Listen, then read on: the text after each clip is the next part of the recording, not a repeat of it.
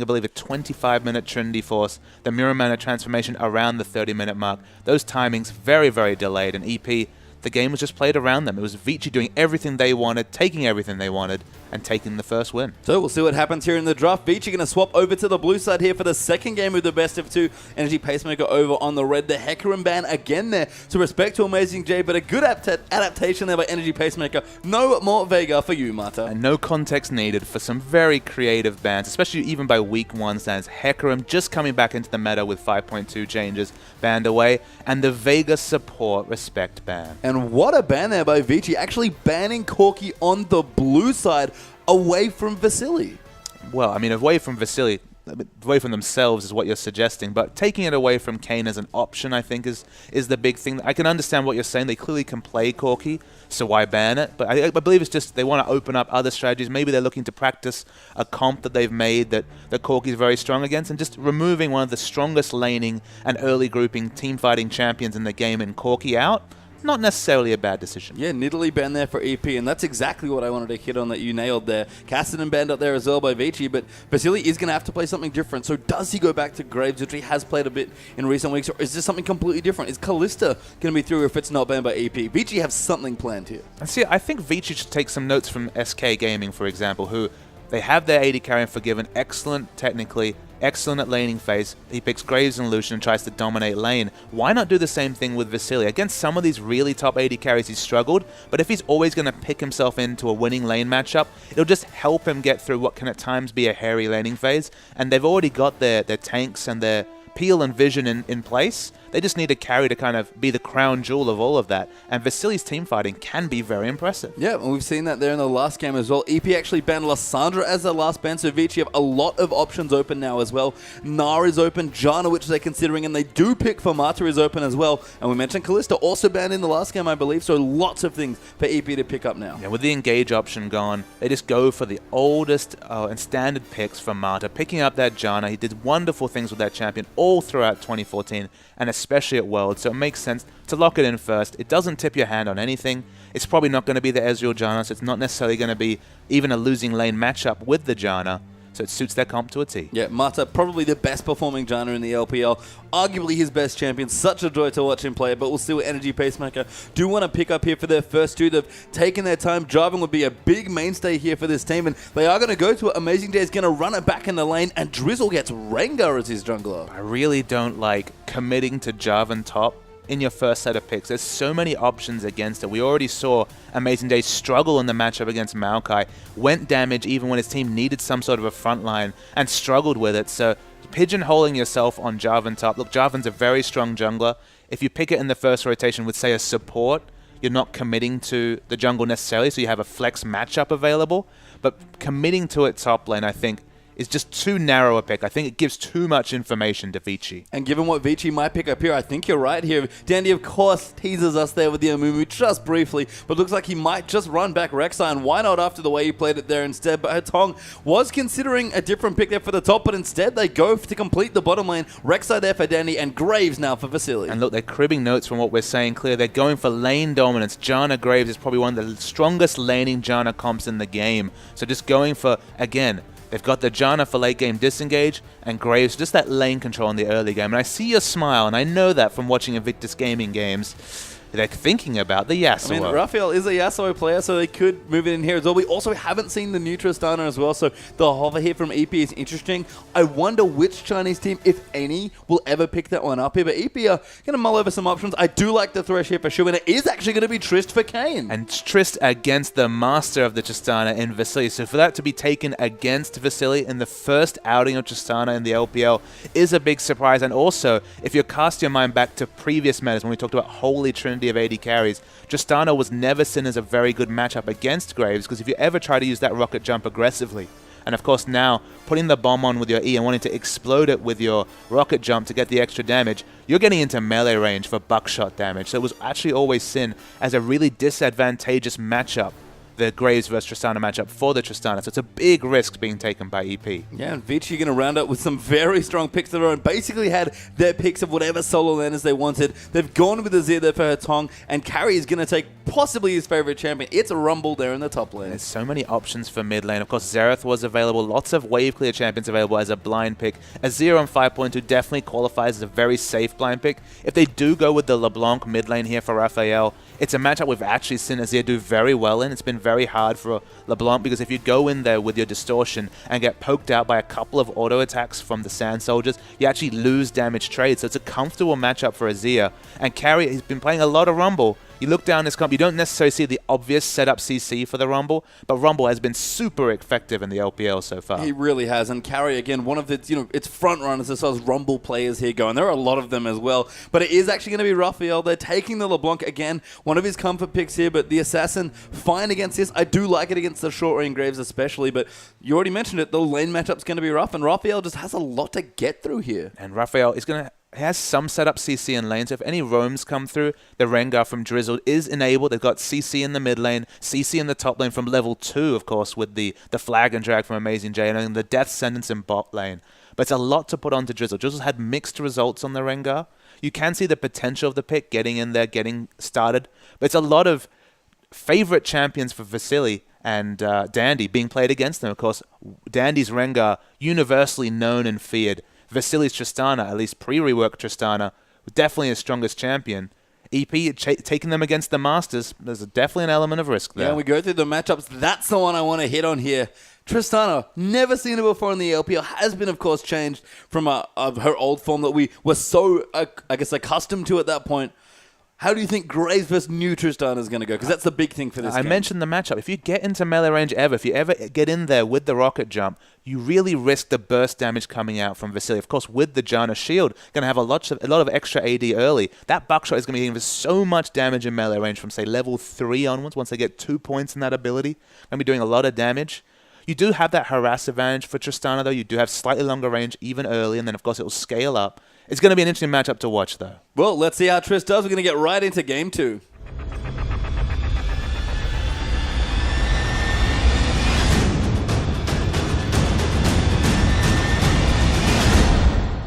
And welcome back on the Rift. Vici up a game here in our first match of LPL Week 6, Day 1, back after our break. Energy Pacemaker going to look to even this up and pick up a point. And Vici, of course, would love to pick up the full 3 here as well. We have some interesting stuff here in this one, Papa Smithy, but most notably, new Tristana in the LPL. You might think the team name's been reversed here when you see a Tristana and a Rengar on one team. And that's not Vici. They're being taken against Vici. And we're going to get to learn about this new Tristana. She has a lot of potential, I think. There's a lot of potential burst damage, especially in the laning phase. But it's burst for burst. And if you ever underestimate the burst from Graves Janna, you're going to regret it. Yeah, and we've talked about, the lane matchup. It does seem like Vasily will have a favored one moving into this lane. I guess how favored is something we'll see as the lane develops. But for me, if that's all the early game, what does Tristana's late game look like now? Because it's very different. Absolutely. I mean, you have slightly lower range. I believe it's 2 less per level, so you don't have quite the oppressive turret-taking ability as you did before, but still obviously very much on the longer end of ranges. Your attack speed steroid is definitely your main source of teamfight damage. It's been shortened,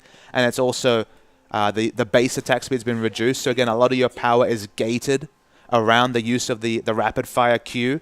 Look, there's still a lot of long-range reset potential, so it's still very strong in the late game. There's still burst potential coming out from, lobbing the bomb on with the E and just getting the auto attacks to explode it, potentially even getting in with the rocket jump. So there's still assassination potential coming in the early levels especially. You could argue that maybe there's a bit more burst in the mid-game, so maybe your mid-game becomes less of a trough, but it's still the same old story. You're still wanting to get to those big items and then just crash down those turrets with the rapid fire. Yeah, I mean, they do have good reset potential here with the comp they've built, but it's quite snowbally here from Energy Pacemaker and Vici. Sort of back to basics a little bit for them as well. Dandy going to have another visit here on the Rek'Sai, which just looked fantastic, and even Mata going to go back to an old standby of Janna. Yeah, I expect Danny, whenever Rek'Sai is available, to pick up that champion, just because, again, we're on 5.2. There hasn't been too many changes subsequently. So strong, and so many options as Rek'Sai open. With Dandy kind of being looked at for multiple roles, whether it's warding, whether it's carry potential, whether it's split pushing. Having a champion that does all of them in one, it's just music to his ears. Yeah, as we look up towards the top lane now as well, we actually have a lane swap here. I'm not sure which side started it, but Vasily and Mata again pressuring poor Amazing J's lane job. Well, you definitely have to say that Vici have opted into this lane swap because they've sent their bottom lane to the top. So they've made the rotation here. They've opted into a lane swap. It's lane Jarvan. Lane Jarvan against any champion. Against Rumble, for example, is very, very strong in the first early levels. Before level 4 and 5, you start getting burned down in trades. So just babying through carry in those early levels and just getting Vici, Vasily, for example, his first AD item, then swapping back. Even though the laning matchup we've already discussed is good for Vasily against Tristana, just hold back any kind of really strong jungle pressure from, say, Amazing J and Drizzle. The level 2 gank could have been massive with all the CC available, but with the lane swap, largely negated. Yeah, and another smart early game decision made by Vici as well. Dandy actually going to pop up towards the top as well, but EP does already have a ward here. They might even look for a dive here. Vasily has started pushing wave, and they already know Amazing J at level 1, backing off very intelligently. You can see the Trinket wall was put down very early, so they were expecting, with the clumped up wave, for there to be a turret dive. So smart play from Amazing J. Been a top laner for many years now, so is aware of these slow push into turret dive strategies. Maybe actually cribbing something from a season ago or a season and a half ago, but still very, very effective with so many minions to tank the aggro. Yeah, once upon a time, that was a standard Chinese strat a few seasons ago, but here, you know, still getting some love now as well. Tong versus Raphael in the mid, though, actually behind slightly in CS, so Raphael never getting the early stages of this lane quite well. So it's very interesting to see what is the item timing that leads to Vici swapping down bot. Of course, you might ask, okay, why are Vici going to be the first to rotate? But they're giving up any potential dragon control, having their bot lane up the top. And they do have a good laning matchup against the Tristana, so they eventually want to get there. Maybe it's going to be the Seeker's Arm Guard completed for the Rumble. Maybe it's going to go back and wait for the pickaxe just so they have really big dual potential with the Graves. The item timing, just to get an insight into what Vici see about this matchup that I don't, is really interesting to me. We'll have to see. I mean, it might even just be a level thing for carry. Rumble maybe wants to get to an experience threshold, but we'll see here. Dandy going to rotate in, going to look to ward up the Dragon, it seems like, just to make sure they have control of it after the lane swap here. But instead, no, Dandy going to get some deep wards down, actually. So wards 1, they now going to take away the Wolf Camp. And you make a good point about the levels, because Rumble does scale very well with levels. Around level 5, he'd probably be in a quite comfortable matchup against Jarvan, navigating the first, kind of hairy first 3 levels into 4, and then it just gets gravy from there for the Rumble. Yeah, and again, carries off to a good start here in his particular lane swap. Amazing J still getting held back here by the Jarvan. Not quite starved of experience like last time, but is falling behind in CS versus carries Rumble. And just watching in the mid lane, the trades are very, very aggressive. And across the map, in fact, some very aggressive trades. 3 members from EP have been committed to the top lane right now, so there's a lot of resources being used to keep Amazing J in lane. Yeah, I feel like in the mid lane we might just be racing to level 6 here because if either mid laner beats it, there might even be a solo kill, which will be quite rare. But Raphael does have his Crystalline Flask in a couple pots, playing this very safe against a poke and harass heavy champion like Azir. Absolutely. I mean, usually we do see in these harder matchups for LeBlanc, you just can't go for the Doran Ring, even though it gives you so many dueling stats. The other reason why it might be smart, but in the bot lane, we're seeing a turret dive. Yeah, Dandy going in. Kane's forced to hop away. Carry can't quite finish the kill, but Tristana actually completes it with an explosive shot. First blood goes to Kane. And you can see from that tunnel exactly how aggressive Danny was being. He opted into that turret dive and just misjuggled the aggro really poorly. After his wonderful performance last game, it's a return to the blowing a flash at the start of that game. Just a really big miscalculation from Dandy. Yeah, and just does not get any benefit there at all. Kane still up big and lost it out under his turret. And EP very intelligently rotated in for a quick dragon. Kane a little low to defend here. Rumble does have his ultimate, but 2 members stuck up there for Vici. That should be a dragon for Energy Pacemaker. It's actually a turret being taken in the top lane as well, so the pushing advantage of Graves has been very, very tried. They tried to turret dive as well. Carry's trying to stop this dragon. Yeah, I mean, he's going in. Shu actually very low there. Dandy does get the dragon there. Smites it away. Drizzle going to go down there as well. A double kill and dragon for Vici. Dandy quickly makes up for that mistake as Hetong diving in onto Raphael as well. Does have his ulti available. Raphael's already used it. A good flash back there. Going to move him in, and Raphael can't go anywhere. Does kill it. The Mimic, not a distraction, and Dandy gets a double kill. Dandy does a great job of distracting for his momentary lapses, whether it was the flash level 1 last game or the miscalculated turret dive this game. Game changes so quickly, and it's all off the back of Dandy and his rotations and team fighting. I mean, EP seemed like they had a great window there for Dragon, but death time is a little too short, it seems. We see the replay during the transition. It's a wonderful play from Hetong to get Raphael in. Look at the bouncing coming out from the wall. It makes you smile, but it's super effective. Yeah, I mean, LeBlanc just has so much trouble using her high mobility when that wall is up, and a great flash there from Hetong to ult back Raphael, and 3-1 now in favor of Vici. Also got the first Dragon on, what, 2,000 gold ahead almost? Yeah, it's a massive advantage. 2,600 gold, a turret, a dragon.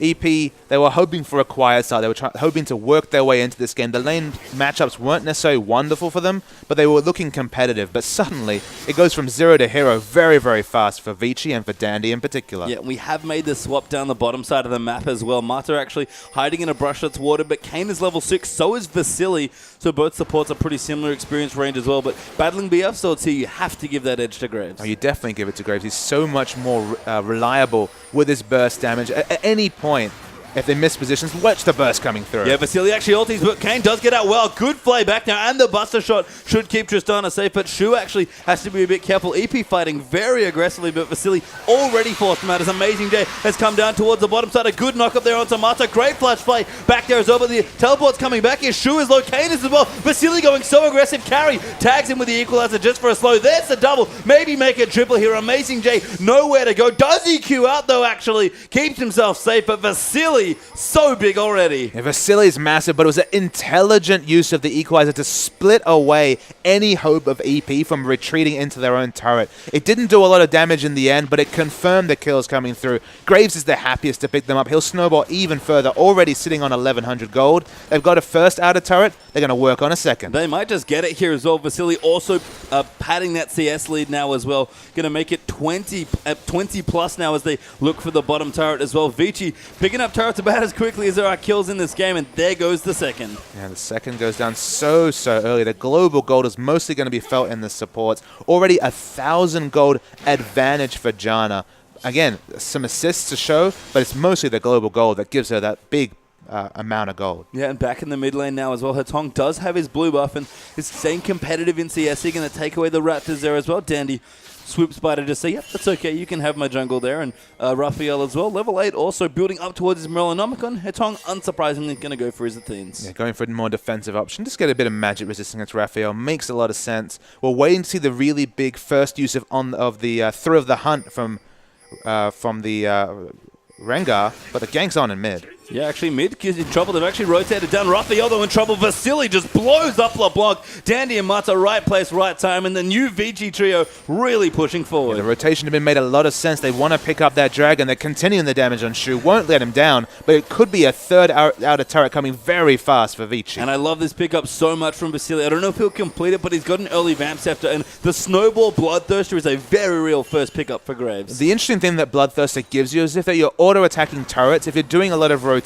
having that extra Bloodthirster shield means you can even tank turrets as a low-range AD carry like Graves. Always have that extra 200 health, which of course will scale with level as the Bloodthirster goes on. So in the turret-taking game, which clearly Vici have been accelerating this game, 3 out of turrets at 10 minutes, Bloodthirster actually fits really well. Yeah, double dips with the Graves passive as well, and I love the swap there, moving Hetong down. It's actually pressuring Kane pretty massively here. Tristana very low. Dandy tunnels in there. The Chillings might not enough. Can he find another sniper? Pacemaker does go for it, but a little short there, and Shu there to save him. I loved all the dancing shoes from both of them. They were trying to fake it out for that long-range snipe with the Prey Seeker. He managed one last game, but nice moves from Kane. Stops it this time. Yeah, is safe, but unfortunately EP's turrets are not there. 4-0 now in turrets for Vici Gaming. 6-1 there in kills. Carry in the top lane actually going to go 1v2. Pumps down the equalizer. Amazing Jay going to try and make a fight out of it, but gets trapped in it. There's the first kill. Great flash. Double kill. 1v2 for Carry's Rumble. Carry, it's what is it about these Chinese Rumble players? PDD many a month ago, but the double kill is wonderful. You see the items. He was at a wonderful timing, so close to the Haunting guys as well. The double kill, huge for Carry. Absolutely massive as the towers continue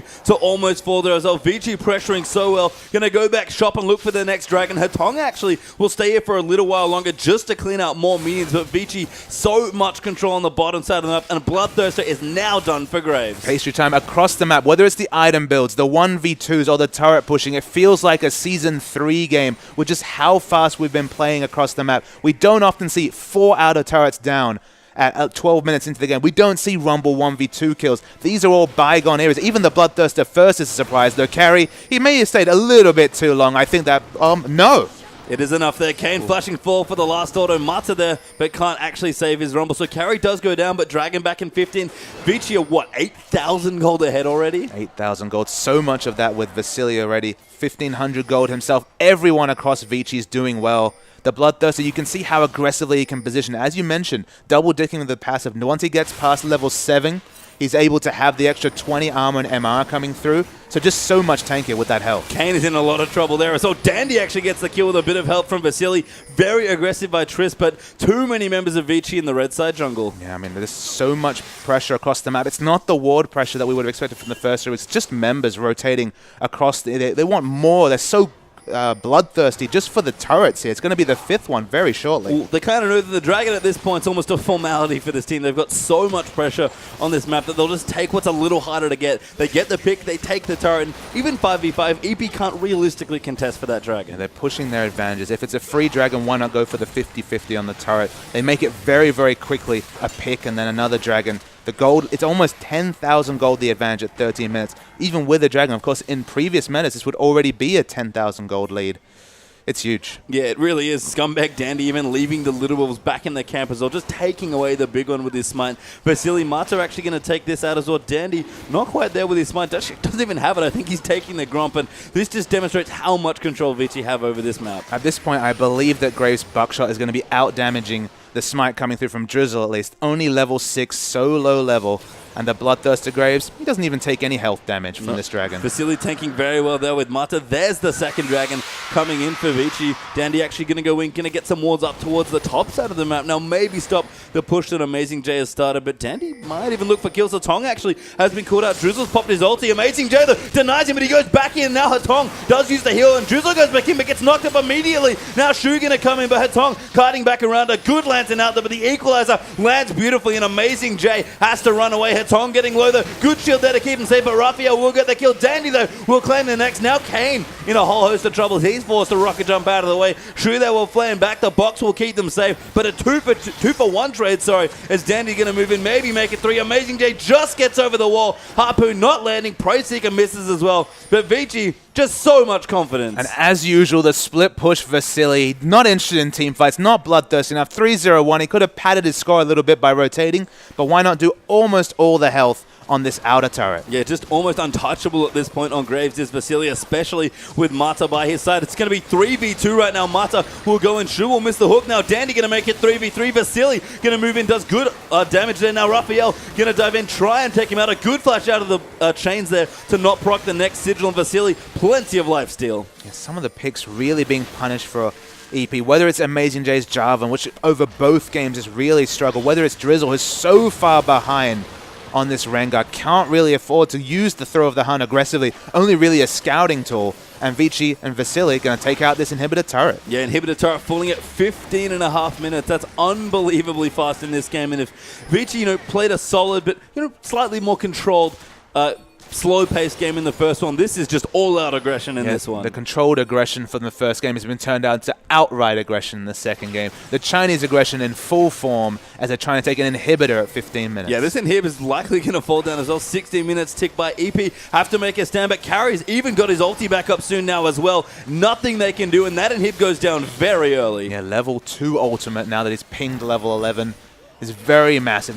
They don't have the stats to afford. They don't even have any magic resist completed whatsoever. They're going to try and just harangue Vici away from this turret. There's so little they can do. Yeah, they're actually kind of using the Azir turret to pressure them out, just pushing EP back in towards the base. Caught Vasily on the periphery as well. Just diving in towards Kayn happily as Graves. No cares in the world. And a point we would have brought up in previous minutes, but Hatong is getting engaged. Good ulti there as well. Kayn could be in trouble, but Shu does pick up the next kill. Carry though, going in, gets the next kill onto Jarvan. Vasily now going to dive in, but Kayn knocks him back with the ulti. Raphael gets out safe and low as well, and EP defend for now. But the point I was going to make is super minions cannot be dealt with at 16 minutes into the game. They don't have the items to even push out super minion waves. You see Kane's coming into the static shift. He's going to need any help with wave clear he can, because there's not much available to begin with on EP side. They're more of a pick comp. They don't have long-ranged wave clear. Tristana usually needs to be late game 3 items to be able to really power down waves. They're going to struggle here, EP. Yeah, second Inhib down there as well. Vici up now 12,000 gold ahead at 17 minutes in. We talk about aggression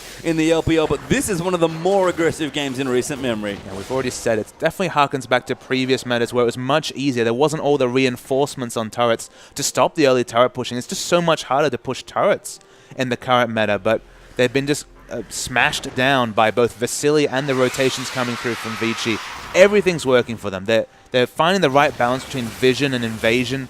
They're getting carry stats onto players like Dan. He's actually going for a Sunfire cape here just to really double down on the mid-game power. Let's be real, there's not going to be any late games. There's no need to rush towards a Randuin's when you can just pick up a Sunfire cape and amp up your own damage. And look, EP are trying to get the picks where they can, but Vasili's going to turn this around. Yeah, Marta gets hooked there, but does stay alive for a little while longer. Vasili going to dive back in, does get the first kill, so that's 1 for 1. Now Vasili going in 1v2, soon to be 1v3. A good hook there under Shu, but it's not enough as Carry gets the next kill. Raphael going to lock him up. Kane now going to move around as well, but Carry does so much damage on this Rumble. The easiest double kill of his life. Make that a triple. Raphael now going to get chased down as well. An ace could happen here at just over 18 minutes. Dandy is going to spike him there. That will split Raphael up, and LeBlanc has so much distance to cover, but Hatong chases in, gonna kill the Mimic, and Raphael may not last. A good Prey Seeker, gonna get some vision and nowhere to go for Raphael. Auto attacks coming in, out of mana, does distort back, but Hatong completes an ace. I was under the impression they'd remove burst damage from Rumble, but he exploded Kane. There was nothing he could do. I mean, he just kills Drizzle instantly. It's 4 levels ahead. So many items up. It looks like a glorified scrim, but it's going to be a Vici victory. Yeah, literally melted their Carry versus Drizzle in that one with the Flame Spitter just doing so much damage. And you mentioned aggression. A small note before all that action. Carry had the option of finishing his Zhonya's. Instead, bought a blue elixir. Well, that tells you everything you need to know about this game. He just wanted the damage. He doesn't need stasis. He's not going to die anytime soon. With all the AP, his shield's going to be enough defenses for a level 8 Rengar, a level 10 Kane with just static Shiv on the Tristana. The item timings, they were going to be late at the best of points, but they're going to be just an afterthought in about 40 seconds And time. the last question, can Vici finish the game before EP can surrender? Hatong goes in with a massive ulti. Vasili follows in as well. Mata flash monsoons to split them up, and Drizzle going to be the first casualty. Shu next to drop as well. Carry going in there with the equalizer. Gets low, but there's so much shielding here for Jaina as well. Raphael caught out in position. Can't do anything as his Mimic goes down. And Vici will finish the game in style. EP can't even tap the mat. Finishing in 20 minutes. Vici Gaming, what a performance. Pastry time, I have a sad statistic to bring to your attention. At this point in the game, Carry's level 2 Rumble ultimate was out-damaging the Fountain's healing. The Fountain hadn't scaled up in healing, so actually couldn't walk away from it and died to the equalizer on the Fountain. That's just the flavor of the game, summed up in a little observation. Vici blew bottom team EP out of the rift. Yeah, and Vici, you know, shaking hands with their opponents. EP will graciously accept their defeat, but Vici get exactly what they want. A very strong first game and a dominating second game, given the full 3 points and a great start back to their LPL. And surprisingly, this is the game we can actually say has been the most one-sided series of the LPL so far. That's with EDG playing a lot of the lower teams in the previous weeks of the LPL. It's been Vici to actually take a game by the scruff of the neck and just push it and finish it so quickly. We've been like kind of reflecting on the match time is getting longer and longer. A lot more teams waiting for the 4th and 5th dragon to finish out a game. I don't even know if they picked up the 3rd dragon. They just finished it with the 2nd and finished the game. Yeah, I mean, Dragon was actually alive there at the end of the game, but Vici were, unfortunately for them, busy ending it. So a very strong move through there, and again, a dominating performance. I mean, in a game with a 0 in it, we don't really expect it to go that short, but that's exactly what Vici were able to do there. Whether it was the items, the amount of turrets, the time the game was finished, the clock was turned back, and EP, they're going to want to bring it back to 2015 after that performance. They're going to need to really pick it up if they want to get any wins this weekend in the LPL. But a strong 2-0 for Vici secures them the 3 points, but don't go anywhere. We'll be back after a quick commercial break for our next match of the LPL.